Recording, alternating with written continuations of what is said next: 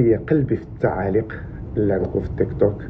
كلشي دار عليكم وكلشي عايركم، لانه بصح درت فيكم على الخير، ما اذيتكم، ما هضرت فيكم، ما جبدتكم.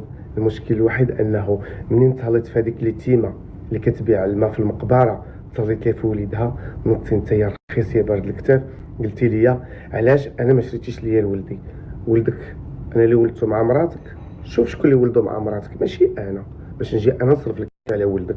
اما هذيك ولدها باين ماشي ولد، ما عندوش باباه، ما عندوش الاب ديالو، عليها شريت ليه. اما انت يا راك عارف شكون هو ولد مراتك، ولا ما عرفت شنو ديك الكلبه ولا ديك البقره اللي عندك في الدار تسعى بها.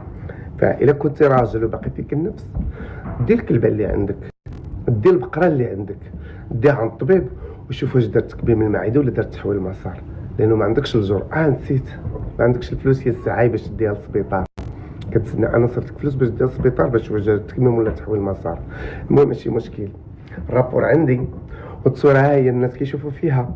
مراتك دارت تكميم المعده، يا الكلب، يا الحقير، يا الرخيص، يا الصنداله، انت الصنداله، يا الصنداله، يا الوسخ، يا الخرا البهيمه، الله يخليها السلعه.